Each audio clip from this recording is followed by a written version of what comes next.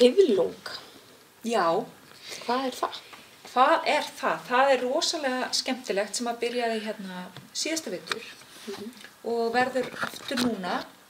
Það sem sagt svona Suzuki fiðlunám fyrir krakka og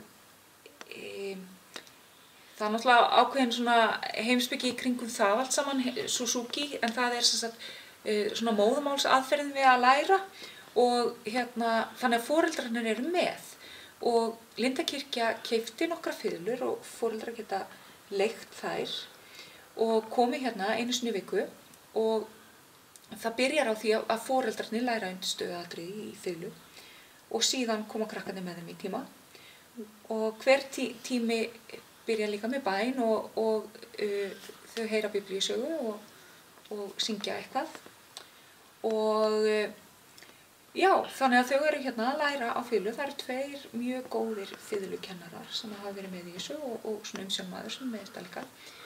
Og það var svolítið skemmtilegt að síðasta vetur, þá var þegar foreldrarnir voru búin að læra ykkur ákveðin mörg lög, að þá komu þau fram í sunnudagsskólanum og spiluðu fyrir alla og krakkarnir þeirra horfðu á. Þannig að fyrst koma fyrirmyndirnar að gera þetta og svo krakkarnir að gera þetta.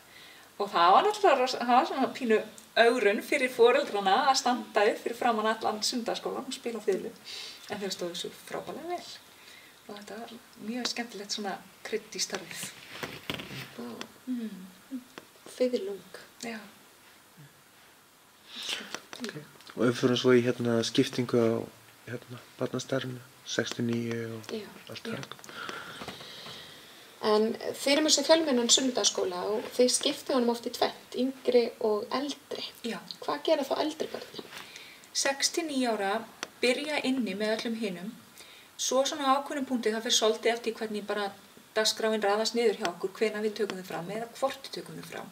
Stundum bara það sem að gerast inn í kirkjuna og bara fyllilega við þau líka. En stundum tökum við þau svona sér og þá fá þau eitthvað meira fyrir sinn snúð. Þá þeim sagt sagan á einhvern annan hátt. Þau eru yfirleitt færri heldur en þessi litlu, þannig að þá getum við meira að leikja okkur, farið í skemmtilega leiki eða jafnvel eigum við að leika þessa sögu og þá erum við búninga og þau farið búninga og leika. Og við höfum gert líka mikið af því að leyfa þeim þá að vera með brúðurnar úr brúðuleikhúsinu í staðinn fyrir þegar þau voru lítil þá voru alltaf að horfa á brúðuleikhúsið, þá er það núna, viljið þið búa til brúðuleikhús? Þannig að þá fá þau svona aðeins að leika sér með það. Og já, þannig að það svona sérstaklega fyrir þau. Og svo höfum við líka rosalega oft svona aðeins á undan sunnudagsskólanum, þá höfum við, að því við höfum svo opaslega gott rými hérna í Lindakirkju, að þegar fólk er að koma inn, þá erum við á ganginum í leikjum. Þannig að þau kannski bara detta inn í það að vera í einhvern boltaleik eða í grænni lautu eða eitthvað þegar þau eru að koma inn. Og þá svona brotnar oft ísinn áður en við förum inn í kirkju og þá allir miklu tilbúnir að koma upp og gera hreyfingar og syngja og svona. Svona uppbytun fyrir sunnudagsskóla. Já, varlega. Já. Okay. Einhverju viðburðir á döfinni, eitthvað sem í vændum, stórt, mikið, sérstakt, einstakt? Í samvætti barnastarfið? Já. Hvað framundan í barnastarfinu vetur? Einhver svona sérstakki viðburðir eitthvað? Svona sem þú vilt segja okkur frá? Já, kannski segja ykkur frá bara hvernig hvaða barnastarf er. Við erum búin að segja frá sunnudagsskólanum og það 69 ára líka og fiðlung.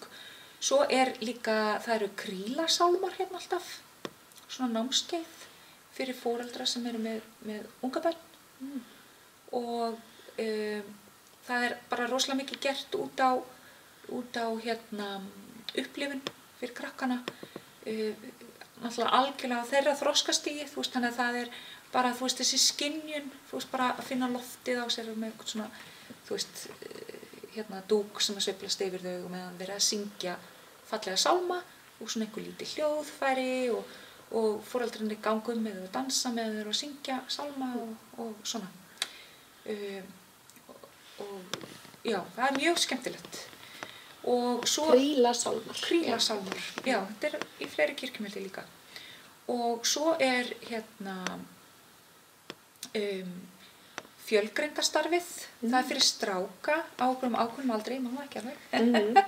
En það búið að vera hérna í nokkur ár og bara að ganga rosalega vel og rosalega flott og menntað starfsfólk sem að sér það og að gera frábæra hluti. Og þá einstaklingunum mætt svona á hans styrkleikum. Þeir hafa verið að fara til útlanda, ég held að þeir að fara til Króatíu eða eitthvað. Já, allan þeir fóru eitthvað skemmtilegt. Og þeir voru að byggja bát og eitthvað svona, bara gaman. Og svo náttúrulega unglingastarf sem í tengslum við KFUM og KFUK í Íslandi og KFUK-deild og KFUM-deild sem náttúrulega líka starf fyrir krakka 10-12 ára. Já, svona 10-12 ára, já, sem líka í tengslum við KFUM og KFUK í Íslandi. Já.